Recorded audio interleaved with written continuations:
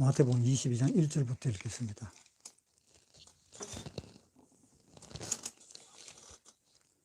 예수께서 다시 비유로 대답하여 가라사대 천국은 마치 자기 아들을 위하여 혼인잔치를 베푼 어떤 임금과 같으니 그 종들을 보내어 그 청한 사람들은 혼인잔치에 오라 하였더니 오기를 싫어하거늘 다시 다른 종들을 보내어 가로되 청한 사람들에게 이르기를 내가 오찬을 준비하되 나의 소와 살찐 짐승을 잡고 모든 것을 갖추었으니 혼인잔치에 오소서 하라 하였더니 저희가 돌아보지도 않고 하나는 자기 밭으로 하나는 자기 상업처로 가고 그 남은 자들은 종들을 잡아 능욕하고 죽이니 임금이 노하여 군대를 보내어 그 살인한 자들을 진멸하고 그 동네를 불살하고 이에 종들에게 이르되 혼인잔치는 예비되었으나 청한 사람들은 합당치 아니하니 사거리 길에 가서 사람들을 만나는 대로 혼인잔치에 청하여 오너라 한데 종들이 길에 나가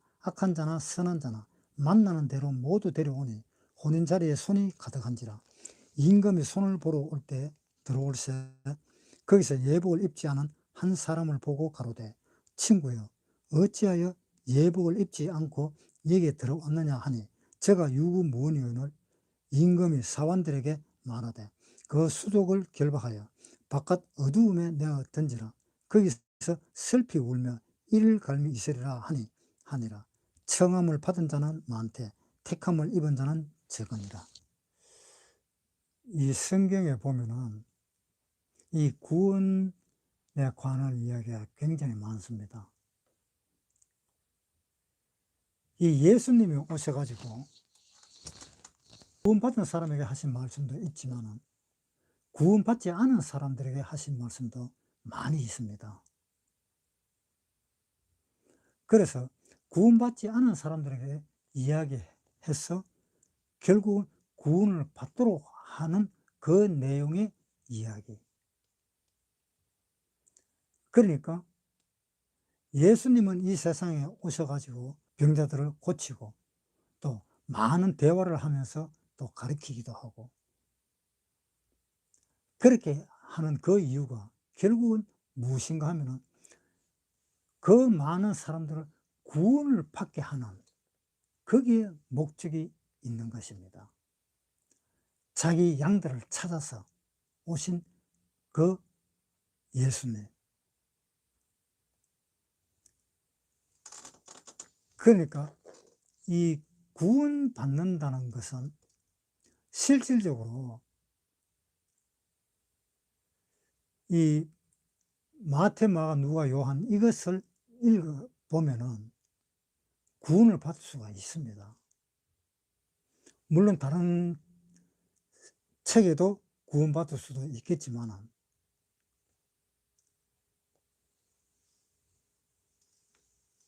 지금 이야기하고 있는 이 문제도 22장 이 문제도 구원에 관한 이야기입니다. 그 천국을 마치 하니까 천국은 이렇다 이것이 아니고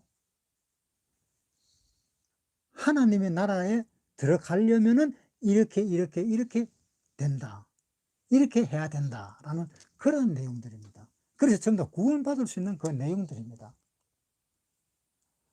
지금 마태복음 20장까지 했는데요. 구원받으려면 얼마든지 구원받을 수 있어요. 그런데 사람이 그 구원받는다라는 그 생각 없이 그냥 막연하게 어떤 동화책 읽듯이 그렇게 읽어버렸을 때는 절대로 구원을 못 받습니다. 여기 마태복음 22장에도 왕이 잔치를 했었습니다. 22장 1절에 예수께서 다시 비유로 대답하여 가라사대 천국은 마치 자기 아들을 위하여 혼인잔치를 베푼 어떤 임금과 같으니 이 임금은 누군가 하면 하나님을 상징하는 거예요. 그 다음에 여기에 자기 아들의 혼인잔치를 베풀었다. 자기 아들은 누군가 하면 바로 예수님을 상징하는 겁니다. 이렇게 상징하는 것을 보고 성경을 읽었을 때에 구원을 받기가 훨씬 쉬워집니다. 이런 것을 생각지 않고 그냥 읽어버리면 구원받기가 참 힘이 들겠죠. 저는 구원받았을 때 그랬어요. 어떤 이야기가 나오는데 무슨 이야기가 나오는가 하면은 이 시계를 만약에 당신이 훔쳐갔다면은 이 시계에 훔쳐간 것을 용서해 줄 사람은 누구냐? 그렇게 물었습니다. 그랬을 때 제가 구원받았어요. 그것을 물었을 때, 아, 이것이 하나님이구나.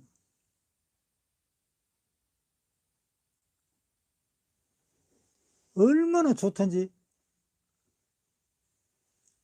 이것이 바로 구원이다 하는 것을 알고 일어나서 시계를 보니까 저녁 11시 정각이었어요.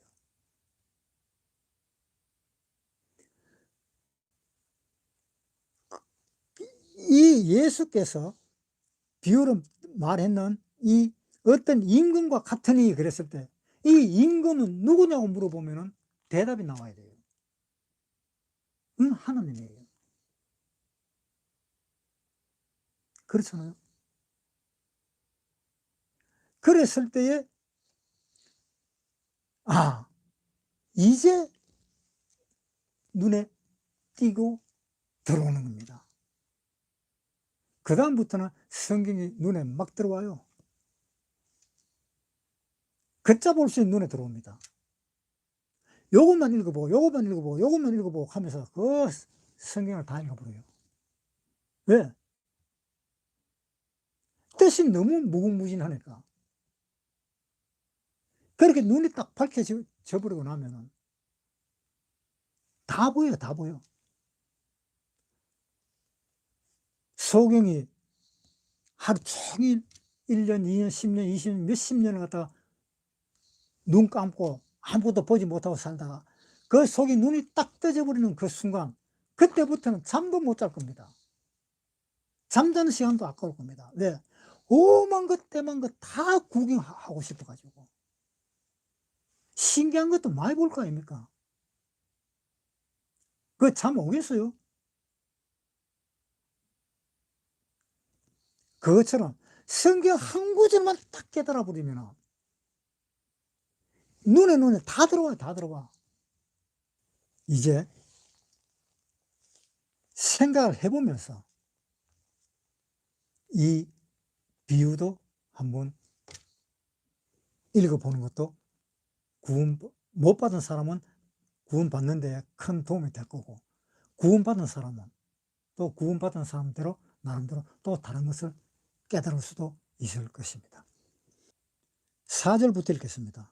다시 다른 종들을 보내며 가로되 청한 사람들에게 이르기를 내가 오찬을 준비하되 나의 소와 살찐 짐승을 잡고 모든 것을 갖추었으니 혼인잔치에 오소서 하라. 모든 것을 이 잔치에 다 갖추었으니 혼인잔치에 오소서 하라. 누가 오소서 하라 그랬어요? 하나님이 그랬습니다. 하나님. 하나님이 잔치를 하시는 거예요. 여기 임금님은 하나님이라고 그랬어요. 하나님이 잔치를 하는데 잔치할 때에 누구를 꼬집어서 머럭하기 위해서 잔치를 하겠어요? 아니잖아요. 잔치는 성경에 보면은 희락을 위해서 잔치를 한다라고 되어 있잖아요. 전도서에 한번 보세요. 전도서 10장 19절. 잔치는 희락을 위하여 베푸는 것이요 포도주는 생명을 기쁘게 하는 것이나. 자, 잔치는 희락을 위하여 베푸는 것이다. 너무 좋다 이 말입니다. 그러니까 잔치를 내가 베풀었으니까 오라. 그랬더니 자 보세요. 5절에 저희가 돌아보지도 않고 하나는 자기 밭으로 하나는 자기 상업자하고 하고 그 남은 자들은 종들을 잡아 능욕하고 죽이니 임금이 노하여 군대를 보내고. 우리 임금님이 하나님이 잔치를 진설을 했는데 와서 잔치를 먹고 즐기고 가라고 초대를 했습니다. 그런데 안 간대요. 왕이 잔치를 초대했는데. 세상에 그런 일이 있을까요? 물론 안 간 사람도 있기는 있겠죠. 특별한 경우를 제외하고는. 근데 왕이 잔치를 베푸는데 안 간다 하면 지금이라도 예를 들어서 우리나라 대통령이 잔치를 벌린다 하면 나 총알로 제가겠어요.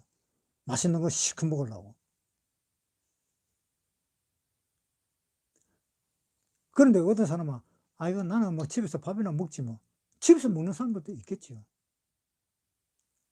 그런데 이 사람들은 또 보니까 어떤가 하면 나는 장사 때문에도 안 되겠고 또 내가 뭐 소를 샀는데 그것도 한 가봐야 되겠고 또 땅을 샀는데 땅이 혹시 도망가지는 않을까 싶어서 그 땅도 내가 다시 구경하러 한번 가봐야 되겠고 이러한 핑계들을 대고 안 가는 겁니다.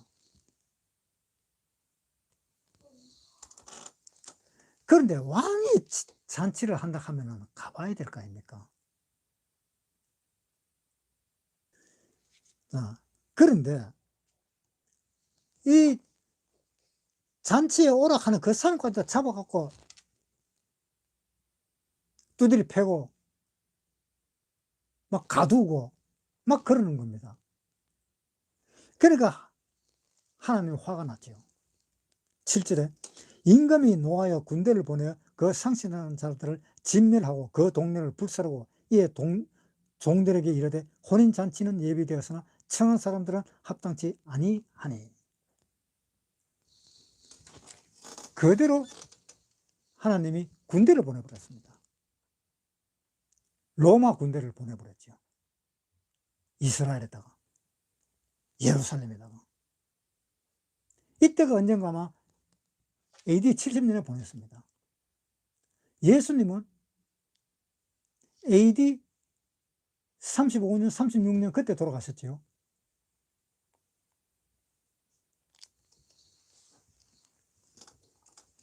이제 예수님이 비유를 해서 어떤 왕이 잔치를 벌렸는데 오락하니까 안 오고 다 빠져버리고 심지어 그 종들 갖다 잡아 가두고 때리고 능욕하고 그랬기 때문에 내가 군대를 내보냈다. 그것은 뭡니까? 이때는 아직 예수님이 계실 때 예루살렘이 멸망되지 않았죠. 그런데 예수님이 십자가에서 죽고 언제쯤 있으면은 예루살렘이 멸망할 거다라는 것을 그 비유 이야기를 하는 겁니다. 자, 누가복음 한번 보세요. 누가복음 19장 41절.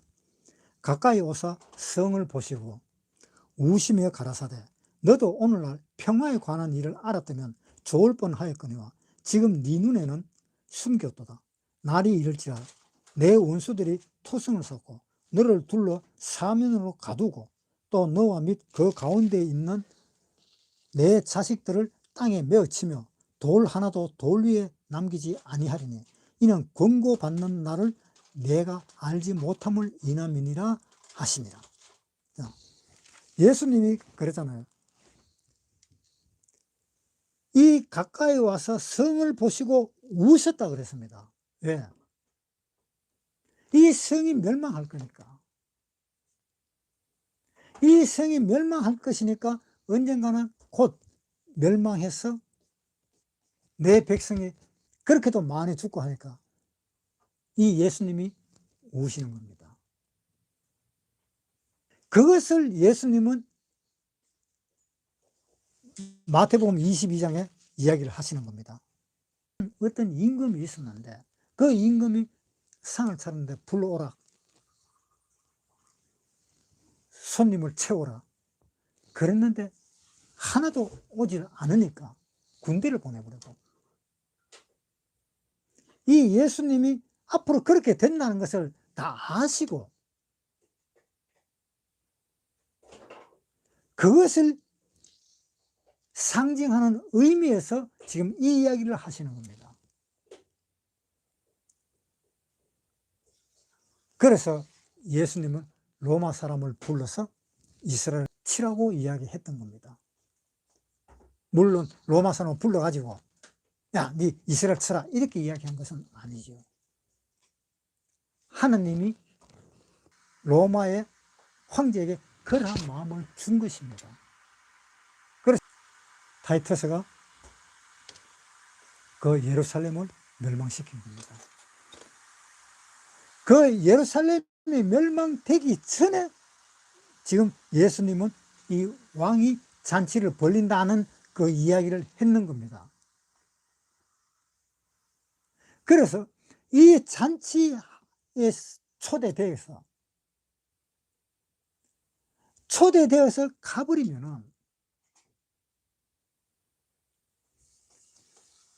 이런 군대들을 로마 군대를 보내서 진멸하는 예루살렘을 진멸하는 그 진멸은 없었을 것입니다.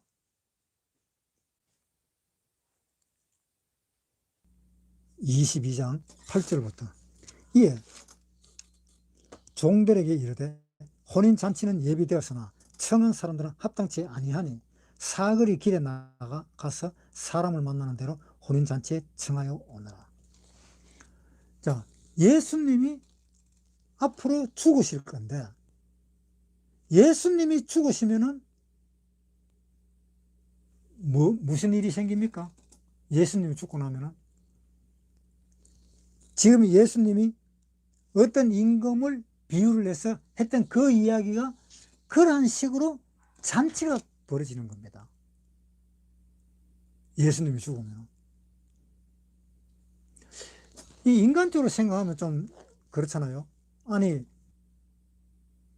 하늘나라에 있는 그 아들, 왕의 아들이 죽는데 그 죽고 나면 잔치가 벌어진다 하는 말이 어떻게 들으면은 이건 정말 인간적으로 너무 아니다. 어떻게 하나님의 아들이 죽는데 웬 잔치냐? 그렇게 생각할 수도 있습니다. 그런데 그렇게 잔치를 벌리는 것은 하나님이 원하시는 겁니다. 이사야 43장 25절 곧 나는 나를 위하여 내 허물을 도말하는 자니 내 죄를 기억지 아니하리라. 자, 곧 나는 나를 위해서 내 허물을 도말하는 자네. 그러니까 나를 위해서 너의 허물을 도말한다 이런 뜻이죠. 그래도 그렇지 예수님이 돌아가셨는데 잔치라. 그런데 그 예수님은 하나님 본인이십니다. 그 예수님은 예수님 따로 있고 하나님 따로 있는 것이 아니고 하나님이 태초에 천지 창조하시기 전에는 하나님으로서 그냥 계셨어요. 하나님의 아들도 아니고 성령도 아니고 그냥 하나님 본체로서 그냥 계셨어요. 하나님이 본체로 계시다가 하나님 아들을 보냄으로 인해서 아들이 생긴 거고 또 하나님 아들을 보내고 다시 천국으로 올리고 그 다음에 성령님을 또 땅에 보내고 그래서 성신이 계시고 그래서 삼위일체인 거예요. 그러니까 예수님을 이 땅에 보내는 그것 때문에 하나님은 삼위로 갈라진 거예요.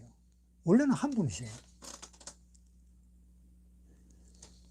그런데 그 하나님이 이 예수님을 보내서 오셨는데 말은 보내서 오셨지만은 사실상 자기 자신이 오신 겁니다. 하나님이 오신 거예요. 빌립보서에 한번 보세요. 빌립보서 2장 5절. 너희 안에 이 마음을 품으라. 곧 그리스도 예수의 마음이니 그는 근본 하나님의 본체시나. 근본 하나님의 본체시다라고 되어 있습니다. 하나님과 동등됨을 취할 것으로 여기지 아니하시고 오히려 자기를 비워 종의 형체를 가져 사람들과 같이 되었고 사람의 모양으로 나타나셨으며 자기를 낮추시고 죽기까지 복종하셨으니 곧 십자가에 죽으심이라. 근본 하나님의 본체시지만은 하나님은 예수님으로 오셨고, 예수님으로 오셔서 예수님은 십자가에 못 박혀 돌아가시고, 십자가 못 박혀 돌아가시니까 또 그 돌아가신 걸 보고 사람들은 잔치를 하고, 그랬을 때 잔치를 했을 때 하나님 본 마음은 어땠느냐? 그 잔치는 정당하고, 그 잔치는 의롭고, 그 잔치를 필히 해야 된다는 그 마음이 이 하나님의 마음에 들어있던 겁니다. 하나님이 이 세상에 와가지고 하나님 본인이 십자가에 죽으시고 그 십자가에 죽으신 것을 받은 사람은 감동을 하나님도 받는 것입니다. 그것처럼 하나님이 우리에게 선물을 주시기 위해서 돌아가신 겁니다. 하나님이 죽으심을 잔치를 하라고 하나님은 돌아가신 겁니다. 잔치를 베풀지 않으면 하나님은 안 돌아가실 겁니다. 죽을 이유가 전혀 없잖아요. 그래서 하나님은, 예수님은 이렇게 비유를 했습니다. 어떤 한 임금이 잔치를 베풀었는데 자기 아들의 잔치를 베풀었다. 자기 아들은 누굽니까? 예수님이지요. 예수님이 뭐 하기 위해서? 결혼하기 위해서 잔치를 베풀었잖아요. 그것이 바로 뭐냐? 예수님이 이 세상에 있는 모든 사람을 한 사람도 빠짐없이 모든 사람이 예수님의 신부가 되는 그 신부의 머리, 그것을 신부를 만들기 위해서 예수님은 죽으셨던 것입니다. 그러니까 하나님이 아담의 갈비뼈를 빼서 신부를 만들었을 때 아담이 하는 말에 내 뼈 중에 뼈요 내 살 중에 살이로다. 그 말을 하면서 굉장히 반겼습니다. 그래서 아담도 자기 목숨을 걸고 자기 아내를 사랑했던 것입니다. 에덴 동산에서 쫓겨나는 한이 있더라도 자기 부인이 주는 그 선악과를 먹었습니다. 그 아담은 그 미래까지 다 알았습니다. 그건 모른다 하면 말이 안 돼요. 왜 그러냐 하면은 그 당시에 아담만 혼자 살 때에, 하와가 없었을 때, 아담이 혼자 살 때에 하나님이 모든 동물을 아담에게 이름을 지으라고 보내줬습니다. 거기서 네 부인을 찾을 수 있을지도 모른다라는 그러한 생각으로 줬습니다. 그런데 이름을 다 불렀습니다. 그런데 자기 부인의 이름이 나오질 않았습니다. 그래서 하나님은 다시 그 아담의 뼈로 사람을 만든 겁니다. 그 모든 종류의 그 이름이 아담의 입에서 나와서 그 즉각 다 이름을 다 불렀다면 얼마나 머리가 좋은 사람일까요? 지금 그런 사람 없잖아요. 이 세상에 그런 사람 없습니다. 그렇게 머리 좋은 사람은 없어요. 그런데 하나님이 아담 보고 먹는 날에는 정령 죽으라 했는데 아담이 그런 거 하나 생각을 못 했겠어요? 내가 이걸 먹으면 내가 쫓겨나는데 그런 생각 못 했겠느냐고요. 그 생각을 하면서도 자기 아내를 사랑하기 때문에 그래 쫓겨나더라도 좋다. 니는 내 몸이다. 이래서 받아 먹고 쫓겨난 거잖아요. 그것처럼 예수님이 죽음으로 인해서 뭐를 만들기 위해서 죽었어요? 하와를 만들기 위해서, 신부를 만들기 위해서 예수님은 죽으신 겁니다. 그것이 하나님의 뜻이에요. 아이고, 하나님이 죽었는데 저쪽에는 잔치 벌린다. 그렇게 욕할 것이 못 되고, 잔치 벌리는 것이 하나님의 뜻입니다. 왜? 하와가 태어나가지고, 예수님의 부인이 태어나가지고, 그 부인과 그리스도와 함께 결혼하는 그것이 하나님의 원이었다는 겁니다. 그래서 잔치를 한 번만 벌리는 게 아니라 벌릴 수 있으면 항상 잔치를 벌려도 된다 이런 뜻입니다. 예수님이 비유를 한 이 잔치, 이 잔치는 하나님의 잔치이기 때문에 이 잔치는 영원한 잔치가 되는 겁니다. 예수님의 첫 기적이 뭐냐? 결혼식 하는 집에서 포도주 만드는 거잖아요. 그것이 바로 뭐냐 하면은 하나님이 예수님을 보내서 그 예수님이 돌아가시고 나면은 처음으로 하나님이 원하는 것이 뭐냐? 자기 부인, 자기 신부, 그것을 원했던 겁니다. 그래서 고린도후서에 한번 보겠습니다. 고린도후서 11장. 원컨대 너희는 나의 좀 어리석은 것을 용납하라. 청컨대 나를 용납하라. 내가 하나님의 열심으로 너희를 위하여 열심 내노니 내가 너희를 정결한 처녀로 한 남편인 그리스도께 드리려고 중매함이로다. 자, 바울이 뭐라 그랬어요? 한 남편인 그리스도께 드리기 위해서 내가 너희를 그리스도께 중매를 한다. 그러니까 신부를 만든다. 그러니까 예수님의 죽음으로 인해서 뭐가 탄생되는 거면 신부가 탄생되는 거예요.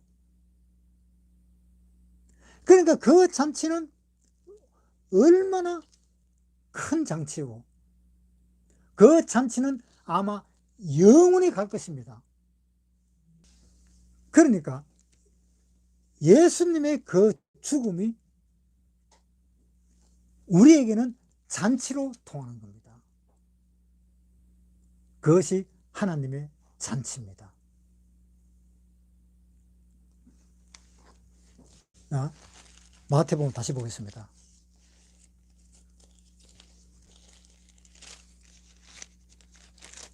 마태복음 22장 8절부터 이에 종들에게 이르되 혼인잔치는 예비되었으나 청한 사람들은 합당치 아니하니 사거리 길에 가서 사람을 만나는 대로 혼인잔치에 청하여 오너라 한대. 제일 처음에 가서 혼인잔치에 청하니까 이게 맞지 않다. 이런 사람들은 혼인잔치에 올 필요가 없다. 불살라 버리고. 이 예루살렘을 불살라 부른다는 의미는 무슨 의미입니까? 유대인들을 데리고 잔치를 할 필요가 없겠다. 이제 유대인보다는 차라리 이방인을 데려오너라. 사거리 나가라. 사거리 나가서 유대인이든 이방인이든 뭐든 상관없다. 되는 대로 만나는 대로 착한 사람이나 악한 사람이나 나쁜 사람이든 어떤든 그거 전혀 상관할 거 없다. 무조건 만나키는 대로 무조건 데리고 오너라. 하나님은 이제 생각이 바뀌신 것입니다. 내가 유태인을 위해서 얼마나 내가 일을 많이 했던가. 이 23장에 보면 그런 내용이 나옵니다. 23장 37절. 예루살렘아, 예루살렘아, 선지자들을 죽이고 내게 파송된 자들을 돌로 치는 자여, 암탉이 그 새끼를 날개 아래 모음같이 내가 내 자녀를 모으려 한 일이 몇 번이냐. 그러나 너희가 원치 아니하였도다. 보라, 너희 집이 황폐하여 버림받되리라. 내가 너희에게 이르노니 이제부터는 너희는 찬송하리로다. 주의 이름으로 오시는 이여 할 때까지 나를 보지 못하리라. 자, 암탉이 새끼를 모음같이 얼마나 내가 너를 모으려고 했었더냐. 그래서 이제는 너희 집이 황폐해버린다. 이 성전도 예수님이 길을 가시는데 제자들이 성전을 보라고 46년 만에 지은 이 성전이 얼마나 웅장하고 어리어리하냐 라고 이야기했을 때 예수님은 헐어버려라 라고 이야기를 했습니다. 오죽하면은 이 성전은 하나님의 성전이 아니고 이제 너희의 성전이다, 이런 이야기입니다. 너 집이야, 너 집. 너 집은 이제 돌에 돌 하나도 남지 않고 다 무너뜨릴 거다. 그러니까 하나님의 집이 아니니까 요한도 자기 순서대로 기다린다면 자기도 제사장의 일을 할 수 있었지만, 요한도 내가 왜 그 예루살렘 성으로 들어가냐. 이 예루살렘 성은 완전히 잘못된 그런 성이다 라는 생각으로 요한은 거기에 들어가지 않고 한마디로 노숙생활한 거예요. 마태복음 22장 9절. 사거리 길에 가서 사람을 만나는 대로 혼인잔치에 청하여 오너라. 한데 종들이 길에 나가 악한 자나 선한 자나 만나는 대로 모두 데려오니 혼인 자리에 손이 가득한지라. 자, 하나님의 나라, 하나님의 잔치, 여기는 누가 들어갈 수 있습니까?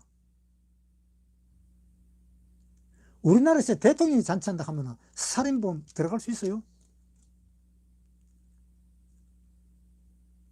아니면 어떤 큰 도둑질 했나 사기치는 그런 사람들 들어갈 수 있겠어요? 그런 사람들 들어가면 당연 잡혀버립니다. 우리나라 대통령이 그렇게 잔치를 해도 그런 사람은 못 들어가요. 그런데 여기는 악한 자나 선한 자나 아무리 악해도 상관없고 아무리 선해도 상관없다. 오라. 이게 무엇입니까? 이것은 아무리 악한 자라도 오락하는 말은 이미 다 해결해놨다는 뜻입니다. 하나님이. 네가 뭘 잘못했냐? 잘못한 건 나한테 이야기하지 마라. 이야기하지 마. 이야기할 필요가 없어. 여기는 잔치집이니까 그런 거 이야기할 필요가 없어. 잔치집은 잔치집답게 잔치집에 즐거운 마음으로 오는 것이다.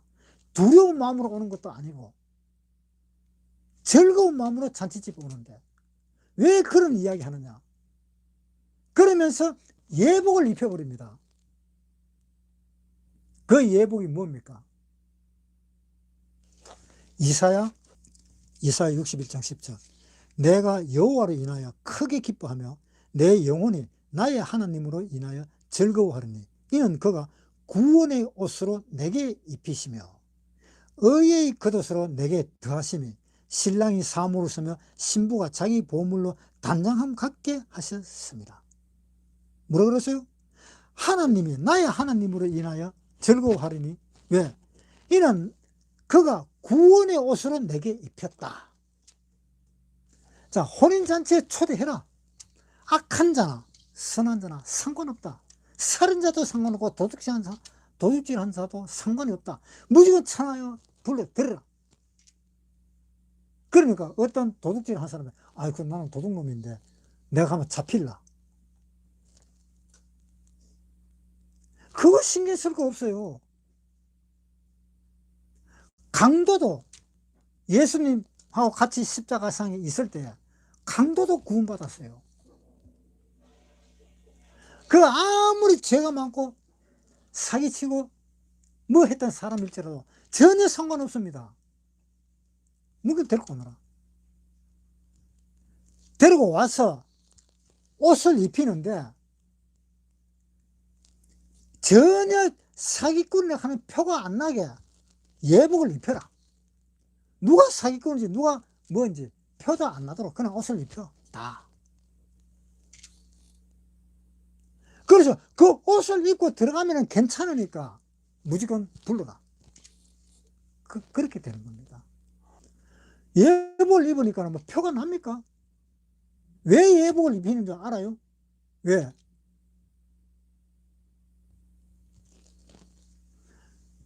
더러워서 들어가지도 못하는 사람을 깨끗하게 입히려고 예복을 입히는 겁니다. 깨끗하게 보이려고. 나는 노숙자 생활을 하다가 한 몇 년을 했는데 내 몸에 때도 많고 머리카락도 헝클어질 때 다 헝클어졌고 이렇게 더러운데 내가 어떻게 이 잔치집에 들어가겠습니까? 그러니까 선한 자나 악한 자나 상관없이 무조건 오라. 와서 이 옷만 입어라. 옷을 입혀주는 겁니다. 그 예복을 입으니까 노숙자인지 뭔지 표도 안 나요.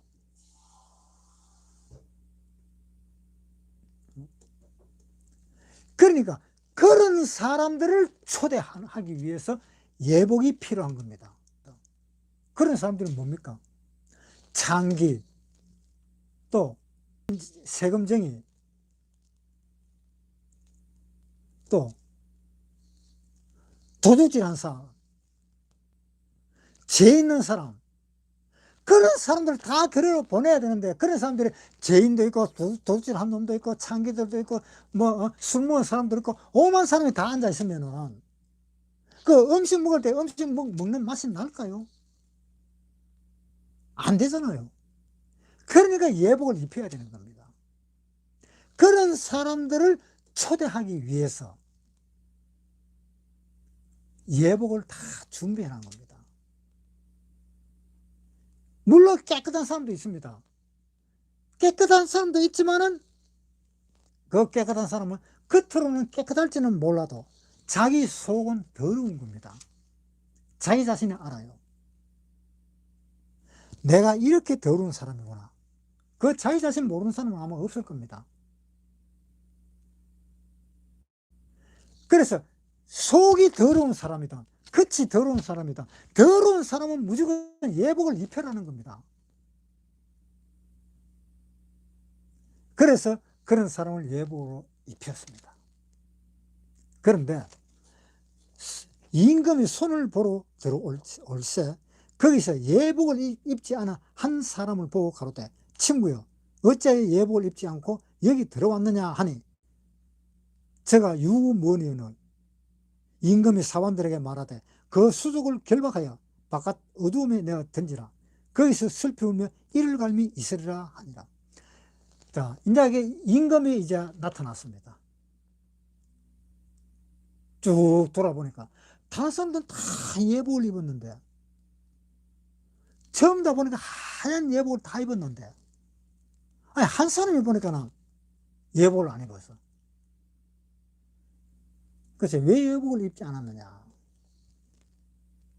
그러니까 말을 못하는 거예요. 왜? 거기에서 예복 나누어 주는 사람들이 예복을 입으라고 줬는데도 안 입는데요, 이 사람은. 그래서 예복 나눠주는 사람이 그냥 들어가는 거예요. 아이, 여보세요, 이리 좀 오세요. 예복을 좀 입으세요. 아, 나는 안 입어. 예복을 입어야 된다니까요. 나는 안 입는다는데. 그래서 억지로 들어가 버렸습니다. 이 예복을 안 입는다는 그 사람의 마음이 겉은 아무리 깨끗하고 옷이 아무리 좋다 할지라도 그 마음이 더럽기 때문에 그것을 덮기 위해서 예복을 입으라 그랬는데 안 입는다는 겁니다. 그래서 임금님이 그랬습니다. 임금이 사관들에게 말하되 그 수족을 결박하여 바깥 어둠에 내어 던지라. 거기서 슬피 울며 이를 갈며 있으라. 수족을 결박하고 바깥 어두운 데 내어 던지라. 바깥 어두운 데가 뭡니까? 하나님이 보지도 않는, 관계없는, 한마디로 쓰레기 같은 그런 곳, 그것으로 버리라.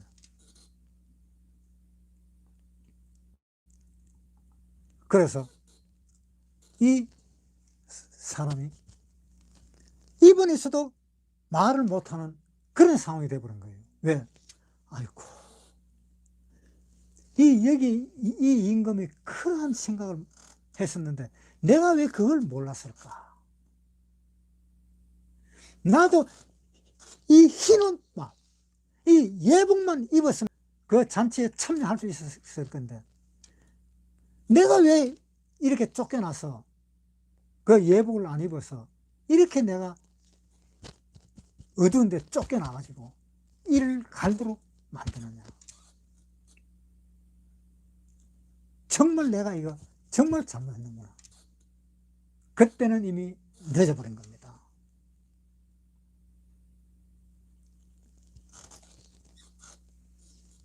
그러니까 이 예복 안 입은 사람은 영원한 지옥으로 들어가죠. 그 사람은 구원받은 사람이 아닙니다. 이 예복은 바로 무엇이냐? 구원의 옷입니다. 이사야 61장 10절 내가 여호와로 인하여 크게 기뻐하며 내 영혼이 나의 하나님으로 인하여 즐거워하리니 이는 그가 구원의 옷으로 내게 입히시고 그 다음에 또 의의 겉옷으로 내게 더하시니 이제 구원을 받아서 교회에 들어갑니다. 그 교회 안에서는 또 뭐가 있느냐? 의의 옷이 있어요. 의의 옷. 그 옷을 입는 겁니다.